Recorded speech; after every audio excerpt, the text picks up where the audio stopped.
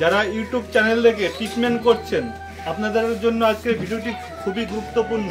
আজ যেহেতু আমি আলোচনা করব আপনাদের সামনে ইউটিউব চ্যানেলের আগে একটি ভিডিওতে আমি বলেছিলাম যে একটি বাচ্চা একদিনের বাচ্চা সুস্থ অবস্থা প্রসব হওয়ার পরেও ভুল ট্রিটমেন্টে সেই বাচ্চাটি মারা যায় কী কারণে, এই বিষয়টি নিয়ে আজকের ভিডিওটি আপনাদের সামনে তুলে ধরছি। নমস্কার, বাতকুলা ভূমি গড ফার্ম থেকে আমি অচিন্ত ভূমি। আজ আপনাদের সঙ্গে আলোচনা করব যে একদিনের বাচ্চা এক দাদা ভাই এক ফার্মার ট্রিটমেন্ট করে সেই বাচ্চাটি মারা যায়, কী কারণে মারা যায় বা এই একদিনের বাচ্চাকে কী কী ট্রিটমেন্ট দেওয়া প্রয়োজন আর কি ভুল ট্রিটমেন্ট হলেও সেই বাচ্চাটি মারা যায়, সেই বিস্তারিত নিয়ে আজকে এই ভিডিওটি আপনাদের সামনে তুলে ধরছি। তা অনেকেই প্রশ্ন করেছেন যে আমি কেন ভিডিও দিচ্ছি না, আমার খুবই ফ্যামিলিগত অসুস্থ কারণে আমি খুবই দুঃখিত আপনাদের কাছে যে আমি ভিডিও প্রতিনিয়ত দিতে পারছি না। আজ আপনি যে বিষয়ে আলোচনা করবো এটি খুবই গুরুত্বপূর্ণ বিষয়। আপনারা যদি আমার এই ভিডিওগুলি ভালো লেগে থাকে বা আপনি যদি দেখে থাকেন খুবই উপকারে আসবে। আর যদি আমার চ্যানেল আপনি নতুন হয়ে থাকেন অবশ্যই চ্যানেলটিকে সাবস্ক্রাইব করে পাশে ঘন্টাটি বাজিয়ে দেবেন। আজ যেহেতু আমি বাচ্চাদের নিয়ে আলোচনা করবো, আপনারা দেখুন এখানে আমার 4টি বাচ্চা আছে। দেখুন 4টি বাচ্চার দুটো বাচ্চা হচ্ছে 2 দিন বয়স আর দুটো বাচ্চা গতকালই দিয়েছে 1 দিন বয়স। তা 4টি বাচ্চা আমার সুস্থ আছে। তা যে দাদা ভাই যে ফার্মার যে ভুল ট্রিটমেন্টটা দিয়েছিল, আপনার স্ক্রিনে আমি ছবিটি দেখিয়ে দিচ্ছি, যখন বাচ্চাটি প্রসব হয় তার ভিডিও আমাকে দিয়েছিল, সেই ভিডিওটা আপনারা আগে ভালো করে দেখে নিন। 14 অক্টোবর 2024, এই আধা ঘন্টা হয়ে গেল বাচ্চাটা দিল, একটাই হবে মনে হচ্ছে।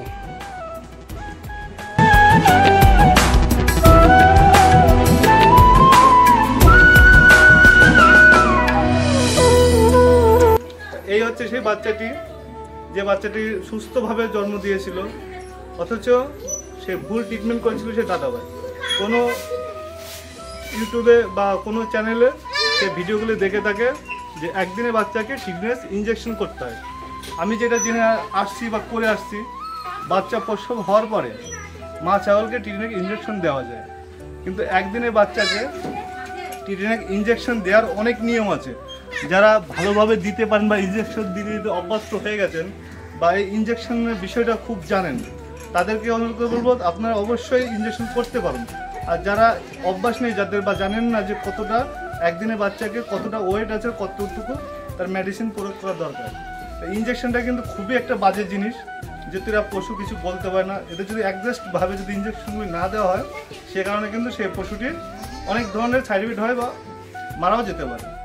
তা সেই দাদাভাই একদিনের বাচ্চাকে টিটনেস ইঞ্জেকশন দেয়, ফুল ডোজ দেয়, সেই কারণে সেই বাচ্চাটি খুব সুন্দর বাচ্চা ছিল, নাগরা বিটলের বাচ্চা। আপনারা নিশ্চয়ই ভিডিওতে দেখেছেন, নাগরা বিটলের বাচ্চা। সেই ইঞ্জেকশন দেওয়ার 2 ঘন্টা পরেই কিন্তু সেই বাচ্চাটি মারা যায়। তা আপনাদেরকে অনুরোধ করে বলবো যে আপনারা কখনো না জানা থাকলে কোনো ট্রিটমেন্ট, আমাদের বিশেষ করে ইঞ্জেকশনের ট্রিটমেন্ট বা কোনো অ্যান্টিবায়োটিক প্রয়োগ করবেন না, না জানা সঠিক। আপনারা ভালো ডাক্তারের সঙ্গে পরামর্শ করবেন। তা নাহলে পরে যারা ভালো অভিজ্ঞ ফার্মার আছে, যে ব্রিডিংয়ের ফার্মের সঙ্গে অনেকদিন যাবৎ রয়েছেন, তারা কাজ করে আসছেন দীর্ঘ বছর ধরে, তাদের পরামর্শ নেবেন। কে 2 দিন ফার্ম তৈরি করেছে, সে অনেক বড় বড় ট্রেনিংয়ে সেন্টার থেকে ট্রেনিং নিয়ে বড় বড় ভাষণ দিচ্ছে বা বড় বড় ট্রিটমেন্ট আলোচনা করছে, সেই বিষয়ে কান দেবেন না বা সেই পরামর্শ কম নেওয়ার চেষ্টা করবেন। যারা দীর্ঘ বছর ধরে ফার্মারের সঙ্গে যুক্ত রয়েছে, ফার্মের সঙ্গে যুক্ত রয়েছে, পরিচর্যা করে এসছে, তাদের কাছ থেকে ট্রিটমেন্ট নেবেন বা তাদের পরামর্শটা নেবেন। সে আমার কাছ থেকে নিতে হবে এমন কোনো প্রশ্ন নেই, আমার থেকে ভালো ভালো ফার্মার আরও অনেক আছে, তাদের কাছ থেকে আপনারা নিতে পারেন।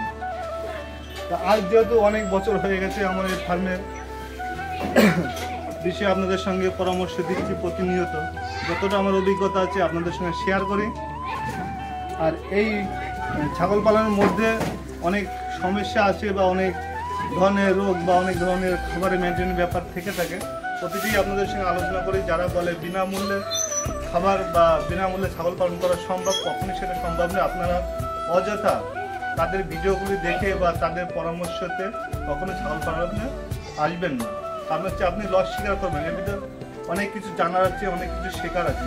আপনারা আস্তে আস্তে কম থেকে 2, 4, 5টা থেকে ছাগল পালন থেকে শুরু করবেন, দেখবেন আস্তে আস্তে একদিন আপনি বিরাট বড় ফার্মার হবেন। আর যদি চেষ্টা করেন যে আমি একবারে বড় হব, অনেক টাকা ইনভেস্ট করব, আপনার টাকা আছে, আপনি ইনভেস্ট করতে পারেন, আপনি লস স্বীকার করবেন। আর ওই পশুগুলো অযত্নে বা অট্রিটমেন্টে বলতে পারি যে তারা অকালে মারা যাবে, কারণ হচ্ছে আপনার এই বিষয়ে কোনো অভিজ্ঞতা নেই। আর যদি আপনি ট্রেনিং নিয়ে থাকেন, হয়তো 1 সপ্তাহ বা 10 দিন, 2 দিন, 4 দিন, অনেক জায়গা থেকে অনেকভাবে ট্রেনিং দিয়ে থাকেন, 2-4 দিন বা 1 সপ্তাহে আপনি কত শিখবেন? আপনি প্র্যাকটিক্যালি যেটা দীর্ঘ 3-4 বছর ধরে যেটা শিখতে পারবেন, সেটা কিন্তু 2-4 দিনে আপনি ওখানে ট্রেনিংয়ে শিখতে পারবেন।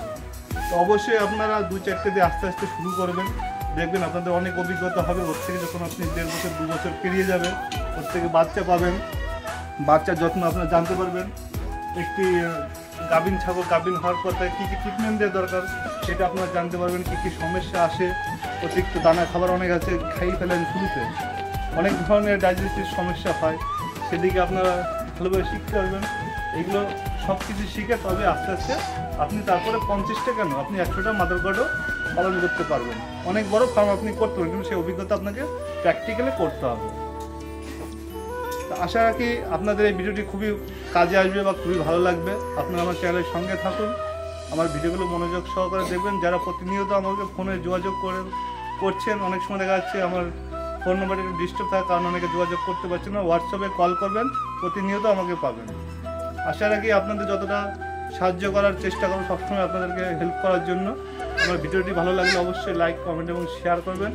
অন্যদেরকে এই ভিডিওটি শেয়ার করে দেখার সুযোগ করে দেবেন, যাতে তারাও এই ভিডিওগুলি উপকৃত হতে পারে। আজকে ভিডিও এইটুকুই। আশা করি আপনারা সবাই ভালো থাকবেন, সুস্থ থাকবেন। নমস্কার।